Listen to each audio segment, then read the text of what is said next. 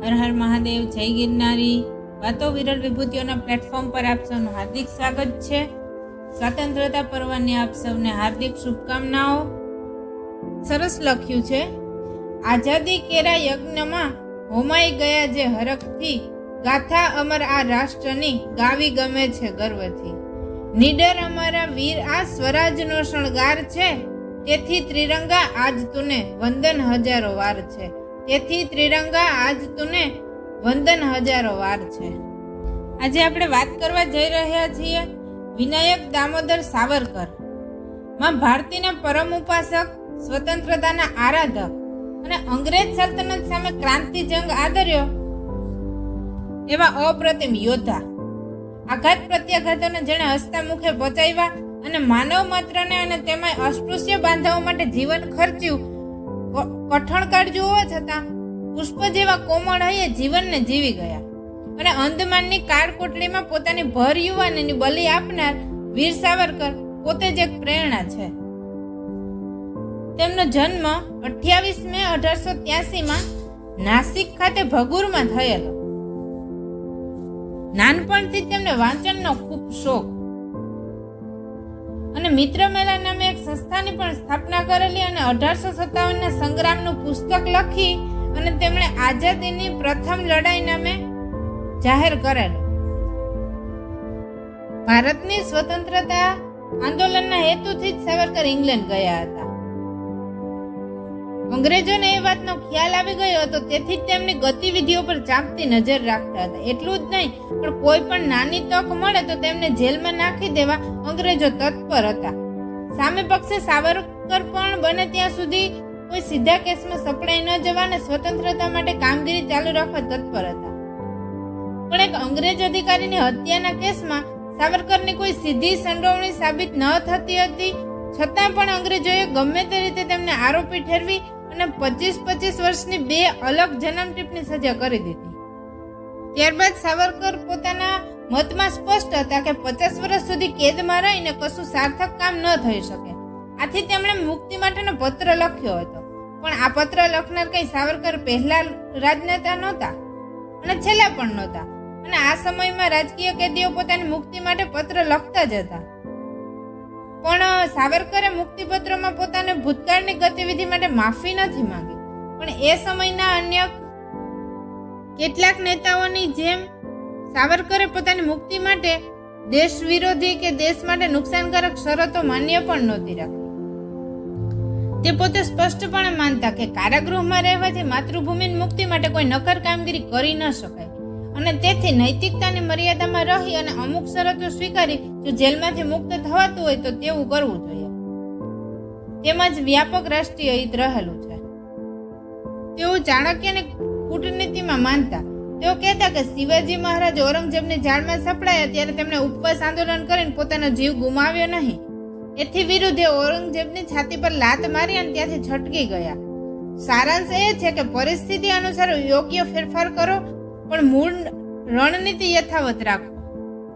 સાવરકરને અંદમાનની cellular જેલમાં કેટલા પ્રકારની કેવી અને અન્ય કેદીઓની સરખામણીમાં કેટલા વધારે સમય સુધી આકરી અને અમાનવીય સજાની પીડા સહન કરી હતી. એ વિશે જાણવું હોય ને તો મારી જન્મટીપ પુસ્તક અચૂક વાંચવું જોઈએ. સાવરકરે મહિનાઓ સુધી સદંતર એકાંતવાસ ભોગવવો પડ્યો હતો અને 7 વખત ઊભી દંડાબેડી અર્થાત ઉભેલી સ્થિતિમાં અને ગળામાં ગાડીઓ અને હાથ પગમાં સળિયા સાથે બેડી બાંધવામાં આવતી. આ સિવાય ખોડા બેડી જે થાંભલા સાથે બાંધી અને જકડી દેવામાં આવતા, જેથી કોઈ પણ પ્રકારનું હલનચલન ન કરી શકે. આડી બેડી, હાથ કડી એમ કેટલાય પ્રકારની સજાઓ કરવામાં આવી. શું સાવરકરને આ બધી સજા એટલા માટે કરવામાં આવતી હશે કે તેઓ અંગ્રેજોની શરણાગતિ સ્વીકારવા માંગતા હતા? સ્વયં સ્પષ્ટ છે કે સાવરકરની રાષ્ટ્રનિષ્ઠા અને કોઈ પણ રીતે સ્વતંત્રતા મેળવવા માટે એમની અપાર નિષ્ઠાથી અંગ્રેજો ડરતા હતા. પણ સાવરકર જેલની અંદર અન્ય રાજકીય કેદીઓ પર થતા અત્યાચારને ચૂપચાપ સહન કરી લેતા નહીં. અનેક વિશ્વાસપાત્ર પ્રમાણો ઉપલબ્ધ છે કે તેઓ અનેક વખત હડતાલ અને ભૂખ હડતાલ વગેરે દ્વારા અંગ્રેજોનો વિરોધ કરતા હતા અને સૌથી આકરો કારાવાસ ભોગવવા છતાં તીવ્ર દેશદાજ ધરાવતા સાવરકરનું મનોબળ તૂટ્યું નહોતું. અંગ્રેજો તેમને સૌથી પ્રખર સ્વતંત્રતા સેનાની માનતા હોવાથી રાજકીય કેદીને મળવાપાત્ર કેટલીક મૂળભૂત સુવિધાઓ જેવી કે અખબાર, સામયિક, અન્ય વાંચન સામગ્રી તેમજ લખવા માટે કાગળ પેન પણ ઉપલબ્ધ નહોતા કરાવતા. આ સંજોગોમાં સાવરકરે તેમની જેલની સાવ નાની કોટડીની દિવાલો ઉપર કાવ્યો લખ્યા અને તેને કંઠસ્થ કરી લીધા. સાવરકરજીના વિરોધીઓ ગમે તે બોલે, પણ અહીં સામાન્ય લોકોએ સમજવાનું એ છે કે કાળા પાણીની આકરી સજાથી માનસિક રીતે ભાંગી ગયેલ અને ડરી ગયેલી કોઈ વ્યક્તિ શું આવા ઉત્તમ કાવ્ય લખી શકે? શું એવી વ્યક્તિઓની માનસિક સ્થિતિ કશું સર્જન કરી શકે તેવી હોય ખરી? અને એટલે જ સાવરકરજી વિશે ખોટા આક્ષેપો થયા છે. અને અંગ્રેજો દ્વારા વીર સાવરકર પ્રત્યેના અમાનવીય વ્યવહારનું સૌથી કનિષ્ઠ ઉદાહરણ એ છે કે સાવરકરજી અને તેમના પત્નીની મુલાકાત પણ 8 વર્ષ સુધી થવા નહોતી દીધી. સાવરકરના પત્નીને છેક 1919માં અંદમાન જવાની પરવાનગી આપવામાં આવી હતી અને ત્યારબાદ 1920માં અન્ય પરિવારજનોને મળવાની પરવાનગી આપવામાં આવી. પરંતુ પરિવાર વિનાયક સાવરકર માટે જે જરૂરી વસ્તુઓ લાવ્યા હતા તે તેમના સુધી પહોંચવા દેવામાં નહોતી આવી. અને એક જ વખત વર્ષમાં તેઓ તેમના મોટા ભાઈને પત્ર લખી શકતા. વીર સાવરકરે જો અંગ્રેજોની શરતો માની લીધી હોત અને તેમની સાથે સમાધાન કરી લીધું હોત તો અંગ્રેજો એમની સાથે આવો અમાનવીય વ્યવહાર કરત ખરા? તેમનું કેદી થયાનું વર્ષ 1910 અને મુક્તિનું વર્ષ 1960. કુલ સજા 50 વર્ષની, એટલે કે 27 વર્ષીય સાવરકર 1960માં મુક્ત થાય ત્યારે 77 વર્ષના હોય. અંદમાનમાં મજબૂત માણસો પણ 5 વર્ષમાં તૂટી જતા. એ અંદમાનમાં સાવરકર 1910 થી 1921 સુધી 11-12 વર્ષ રહ્યા. એમના ભાઈને પણ કાળા પાણીની સજા થઈ હતી. જીવનના 27મા વર્ષે અંદામાનમાં પુરાઈ ગયેલા સાવરકર ફરીથી ભારતની ધરતી પરની અલીપુર જેલમાં આવ્યા ત્યારે 54 વર્ષના થયા હતા. 50 વર્ષની કાળા પાણીની આ જન્મ સજા પછી માણસ આત્મહત્યા કરી નાખે અને કેટલાય ક્રાંતિકારીઓએ અંદામાનમાં આત્મહત્યા કરી હતી. પણ સાવરકર તો સિંહ હતા, નિર્ભય અને દ્રઢ નિશ્ચયી હતા. કદી પોતાનો અને પરિવારનો સ્વાર્થ જોયો જ નહોતો. ઇંગ્લેન્ડ બેરિસ્ટર બનવા ગયા તો ત્યાં અંગ્રેજોની છાતી પર ભારતની સ્વતંત્રતાની લડત આદરી. તેમણે કઠોર ક્રાંતિકારીઓના પથ પર ચાલતા રહી ભારત માતાની મુક્તિ માટે જંગ ખેલ્યો. વીર સાવરકરના સમગ્ર જીવનનું પ્રત્યેક પૃષ્ઠ ભારતીય માટે પ્રેરણારૂપ છે. એમને અને એમના ભાઈ તેમજ પરિવારજનોએ માં ભારતીની સ્વતંત્રતા માટે આપેલું બલિદાન અપ્રતિમ અને અનન્ય છે. બહુ ઓછા પરિવારોએ રાષ્ટ્રની સ્વતંત્રતા માટે સર્વસ્વ ન્યોછાવર કર્યું હોય, પરંતુ દુર્ભાગ્યે આજે પણ આ મહાન ક્રાંતિવીર પર રાષ્ટ્રઘાતક હુમલા થયા કરે છે. તેઓ પ્રખર હિન્દુ રાષ્ટ્રવાદી અને હિન્દુત્વ વિચારધારામાં માનતા હતા.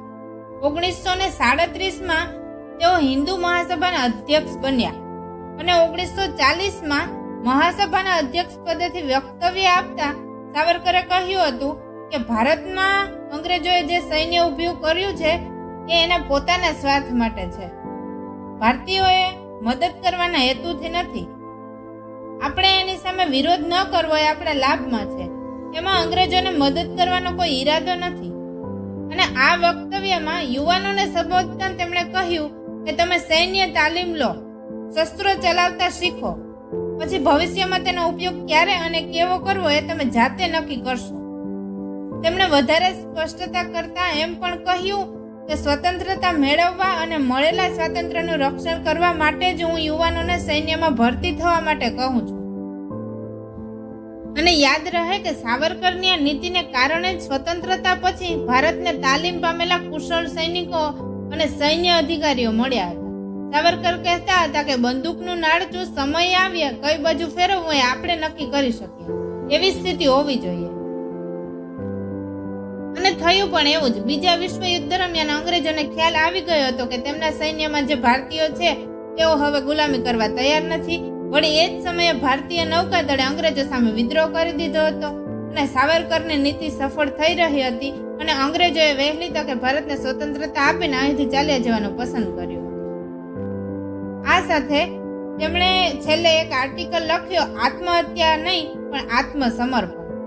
26 ફેબ્રુઆરી અને 1966ના દિવસે તેઓ ચીર નિદ્રામાં પોઢી ગયા અને તેમણે ઈચ્છા મૃત્યુ પસંદ કર્યું હતું. ઉપવાસ શરૂ કરી અને તેમણે પોતાના શરીરનો ત્યાગ કર્યો. ને એટલે જ લખાયું હશે કે કંઈક તો ખાસ વાત છે મારા દેશની માટીમાં, કે જ્યાં સરહદ કૂદી ને આતંકીઓ અહીં દફન થવા માટે આવે છે. આ સાથે જય હિન્દ, જય ભારત.